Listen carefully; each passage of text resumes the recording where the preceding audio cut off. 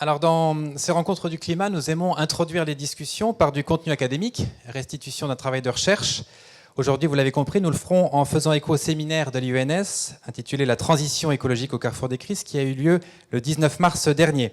Ce séminaire à destination de dirigeants de tout secteur a été l'occasion d'entendre des chercheurs d'horizons complémentaires autour de 3 thématiques. Christian Gaulier de la Toulouse School of Economics sur la question « La transition est-elle intrinsèquement inflationniste et inégalitaire ?»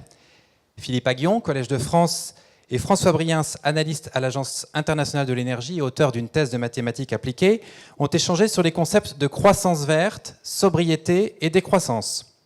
Enfin, Jean-Yves Dormaguen, professeur de sciences politiques et président du laboratoire spécialisé dans les études d'opinion Cluster 17, a illustré à travers une segmentation inédite de la société française comment le clivage écologique nourrissait les populismes européens. Alors plutôt que de tenter une restitution exhaustive de leurs propos, nous proposons d'alimenter la table ronde qui va suivre avec quelques-unes des grandes questions abordées dans ce séminaire qui ont retenu notre attention, notamment parce qu'elles résonnent tout particulièrement avec notre secteur, celui des transports. Premier point, on le sait tous, la transition énergétique va coûter cher. Croire que les économies d'énergie vont se financer elles-mêmes à travers l'isolation thermique, à travers des économies sur le coût complet d'un produit décarboné est un leurre. Il faut donc hiérarchiser les actions en visant les plus efficaces au sens du coût d'abattement. Par exemple, passer du charbon au gaz revient à un coût du carbone de 36 € la tonne, quand passer du kérosène à l'e-carburant revient plutôt à 1 000 € la tonne. En termes d'outils, donner un prix au carbone permet d'orienter les choix sur le long terme et bien entendu d'intégrer cette externalité négative, son coût social, dans le prix des choses et donc dans le choix des consommateurs. Le coût de la transition sera élevé, mais le coût de l'inaction le sera encore plus. Il est certes évalué dans une fourchette relativement large. Pour l'ADEME, c'est entre 1,5 de PIB à 2030 jusqu'à 5 points en 2050, mais c'était déjà une fourchette de 5 à 20% dans le fameux rapport Stern. Et certaines critiques sont émises sur la capacité de ces évaluations, beaucoup fondées sur le passé, à rendre compte d'un monde profondément bouleversé et inconnu. Alors qui va payer ? Pour Christian Gaulier, in fine, c'est forcément le client final, ou le contribuable, qui va payer. Ce qui signifie un pouvoir d'achat attaqué, et à première vue, un refus d'adhésion à cette transition coûteuse. Mais on en reparlera un petit peu plus tard. Alors, c'est naturellement que l'on en vient à la question des inégalités. Oui, en France et dans le monde, les riches polluent plus. D'un facteur 3, certaines études disent même 5. En France, un ménage, c'est à peu près 15 tonnes pour le premier décile des revenus, et c'est 45 tonnes par ménage du dernier décile les plus aisés. Et que dire de l'écart au niveau mondial entre les émissions moyennes d'un Nord-Américain, 13 fois plus élevées que celles d'un Africain subsaharien. Alors, face aux problèmes climatiques, soit on tente de régler la question par les prix, ce qui est efficace, mais ce qui est inégalitaire s'il n'y a pas de mécanisme de redistribution quasi immédiate. Dans le cas d'ailleurs de la taxe carbone, cette redistribution est permise.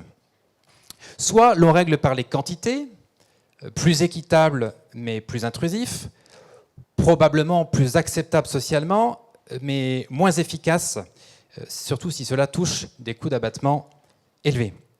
Enfin, des solutions hybrides pourraient être envisagées, par exemple des coûts qui augmentent en fonction du nombre d'usages. En tout cas, une chose sur laquelle tous les économistes intervenants étaient d'accord, le marché n'est pas seul à même de répondre de manière équitable à l'enjeu climatique. Il faut donc une action de l'État.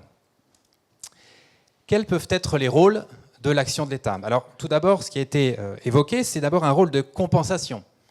Face à l'impact d'une taxe carbone, la Fondation Terra Nova montre qu'un chèque redistributif des recettes carbone est bien dimensionné, pourrait contrebalancer l'impact de la perte de pouvoir d'achat jusqu'au 4e décile des revenus les plus modestes. Deuxième action, assurer une fiscalité du capital de telle sorte à répartir l'effort économique issu de l'intégration de ces surcoûts environnementaux. Surtout, l'État peut prôner une action sur 2 jambes. L'une utilise la taxation sur le principe pollueur-payeur, c'est le cas de la taxe carbone, et l'autre, favoriser l'innovation durable et lutter contre la dépendance au sentier et ainsi limiter les coûts. Alors, la dépendance au sentier, c'est l'inclinaison naturelle pour une entreprise à continuer à innover dans son secteur, dans son domaine d'expertise, même si celui-ci n'est plus pertinent au sens de la lutte pour la transition climatique, qu'on pense à l'automobile notamment.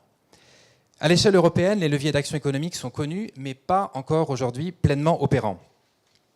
Par exemple, pousser la différenciation des conditions d'emprunt pour des projets durables, différemment de ceux qui ne le sont pas. C'est l'esprit de la taxonomie européenne qui vient de s'organiser. On peut également penser, ce qui a été évoqué lors du séminaire, la création de garanties vertes ou même un emprunt vert avec effet de levier pour l'agent privé, comme le fait BPI France en France. Et enfin, mais peut-être avant tout, l'action nécessaire se situe à un niveau global. Alors soit à travers une gouvernance mondiale, c'est hélas peu probable, soit selon le principe d'un club climatique.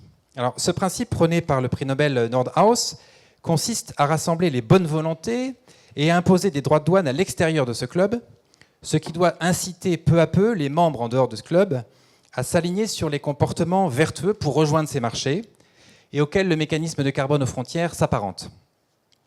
L'État est également une pierre angulaire pour des modèles appelant à des transformations plus profondes, parmi lesquels ceux qui se revendiquent du vocable de décroissance. Alors en effet, le séminaire de l'IENS n'a pas évité la question incontournable pour poser le problème dans son intégralité, croissance ou décroissance.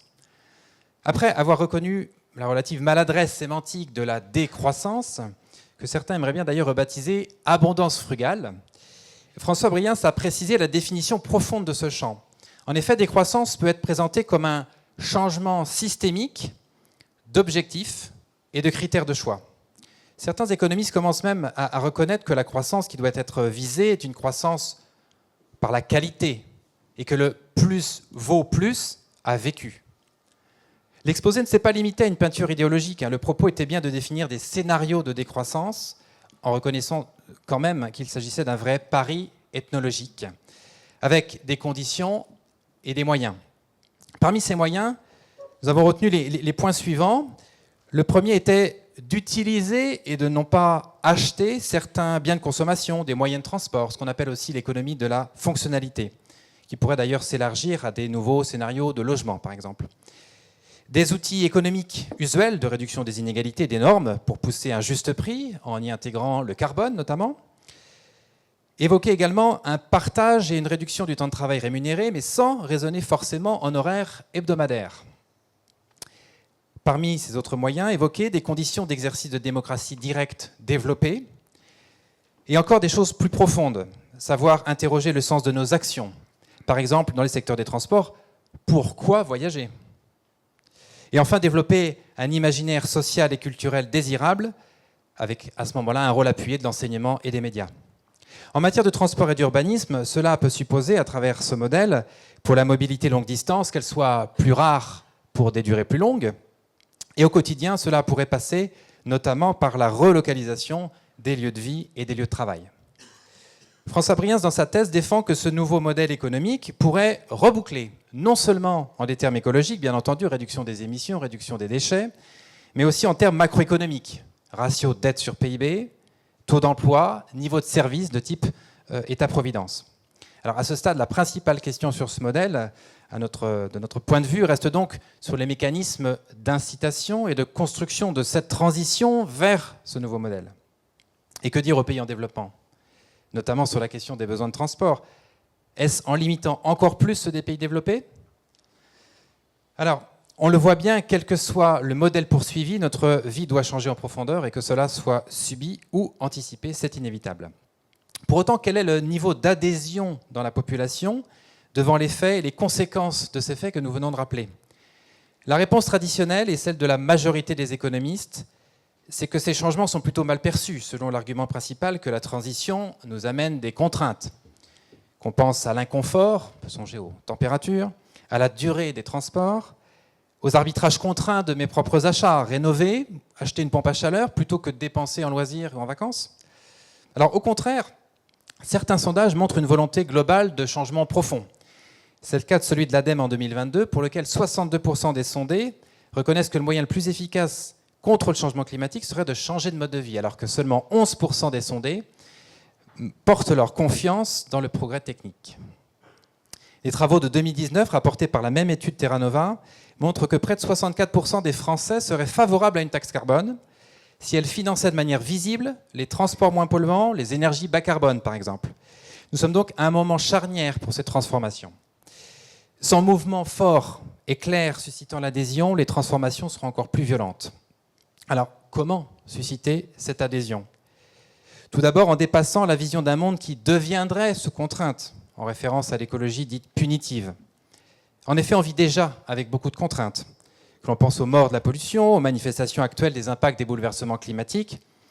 Et les contraintes ne seront que plus fortes et subies si on ne se donne pas un cadre choisi collectivement.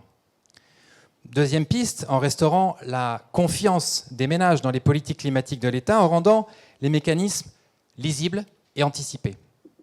Alors justement, la transition se heurte à une autre problématique. L'enjeu n'est pas seulement le chemin vers la transition, mais bien le traitement de la question de l'environnement en démocratie. Les travaux de Cluster 17 lors du séminaire à ce sujet sont lumineux. Une corrélation forte existe dans les affinités électorales entre le soutien au populisme, un climato-scepticisme et un fort sentiment anti-système.